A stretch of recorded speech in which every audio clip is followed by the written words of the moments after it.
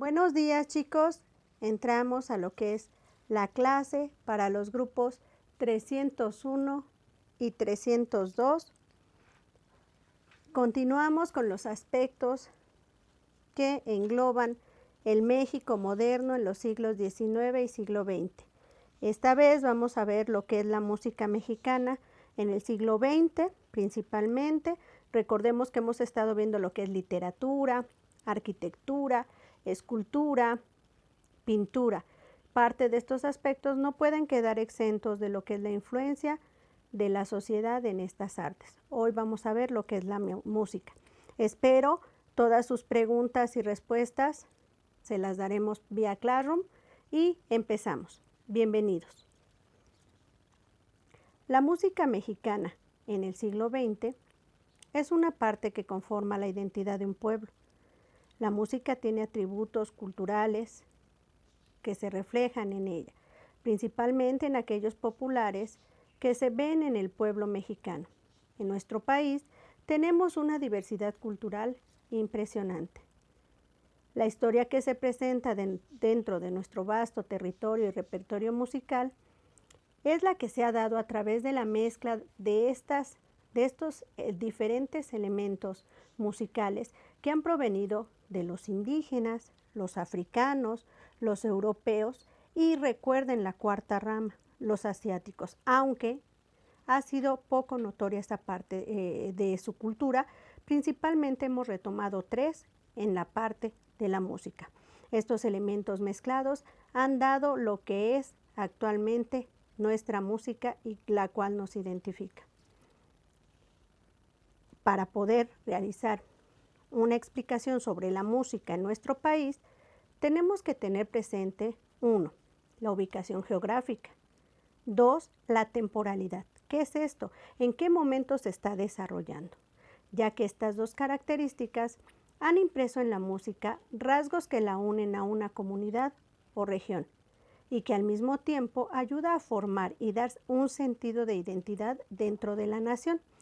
Adelante explicaremos cómo se da esta situación, pero siempre tenemos que ver que nuestro país es de los más vastos y de los más prolíferos en tener una música, no es la misma del centro, del sur o del norte. Tenemos tal variedad que lo vamos a ir viendo poco a poco.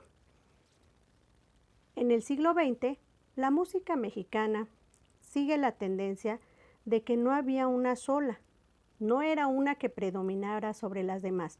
¿Por qué? Pues el concepto clave en este intento de definición era el eclecticismo. ¿Qué es el eclecticismo? No existe una marca que le dé identidad. Agarraban elementos de una, de otra y trataban de dar una identidad propia.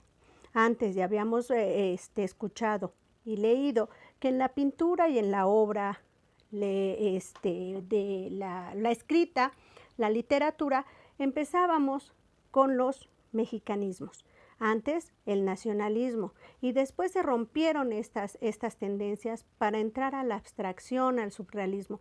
Algo similar pasa en la música.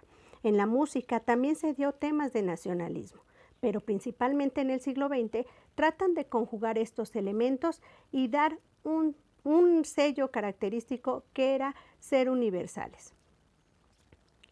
A finales del siglo XIX y principios del XX se percibía el claro nacionalismo musical en México. Sus países hermanos eran influidos por las corrientes europeas. El vals, el chotis, las mazurcas, todas ellas eran parte de lo que se vivía en la sociedad mexicana. Recordemos que Porfirio Díaz trae de Europa diversas tendencias modernas, diversas tendencias que las influyó en la arquitectura, en el diseño de los palacios que en este entonces iban construyendo, en los jardines, y en la música no podía quedar de lado. Este nacionalismo romántico fue resultado de un proceso de criollización o mestizaje musical. Entre las danzas de salón europea, como yo les decía, vals, polka, mazurcas, y los géneros vernáculos americanos. ¿Qué es esto? La habanera, la danza, la canción. Y cuando se incorporan estos elementos musicales locales, van a estar expresados a través de un lenguaje romántico europeo dominante, que va a venir y se va a trasladar, porque recuerden que nuestro país estuvo formado por todos esos migrantes, toda esa gente que estuvo desarrollándose 100% dentro de nuestro país. Entre las óperas románticas nacionalistas van a destacar dos personajes que aquí los retomamos. Está uno de ellos, Gustavo Campa, que nació en 1863 y muere en 1934, y Ricardo Castro en 1864 y muere en 1907. El primero es autor de una música que se llama El Rey Poeta y que en ese momento fue muy reconocido. El segundo, su obra principal se llamó Atzimba. Y esto es parte de ese nacionalismo, del recorrer de la historia en la música de nuestro país.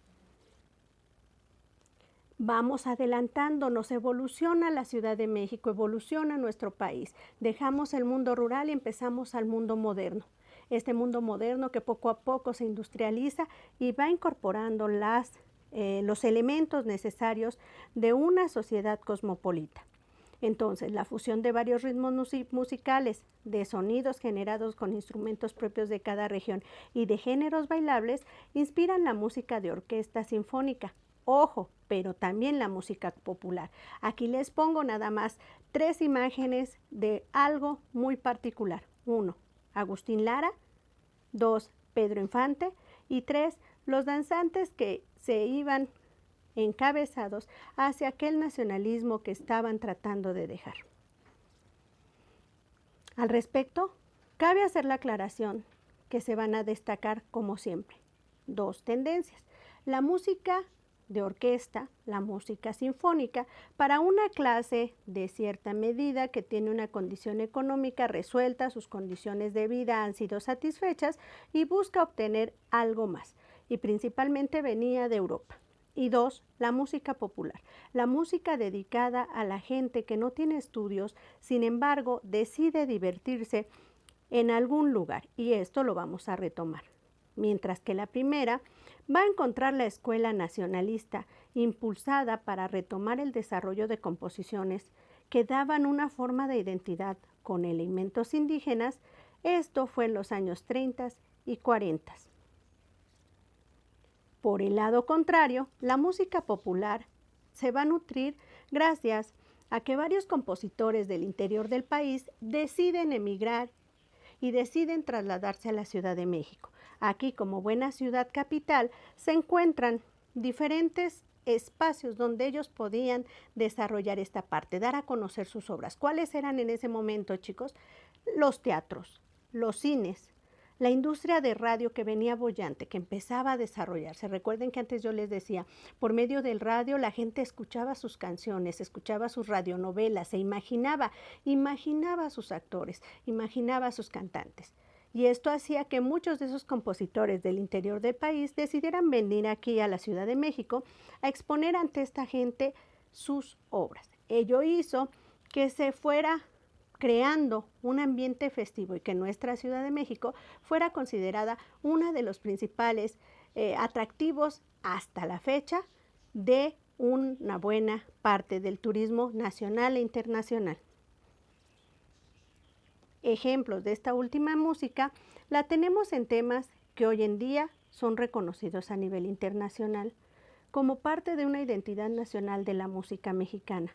Ojo, siempre hemos platicado que aquellos que han tenido la oportunidad de viajar al extranjero, cuando llegan a escuchar, donde hayan ido, un cielito lindo, una canción México lindo y querido, o una bamba, se les hace un nudo en la garganta y empiezan a recordar y se identifican inmediatamente con su país. Esto fue parte de ese nacionalismo. Y si ustedes lo quieren, también es parte de que en el mundo, al escuchar estas canciones, se diga, esos son mexicanos.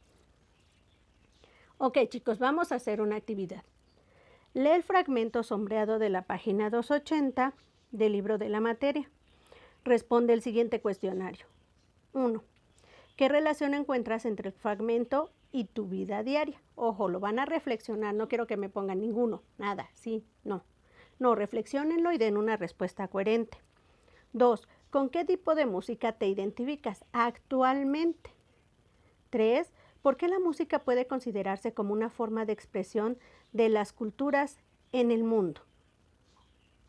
Y como última, la 4, en México, la diversidad regional enriquecerá las expresiones musicales. ¿Qué es esto? En nuestro país, el que tengamos tantas y tan variados géneros de música, ¿enriquece esta expresión?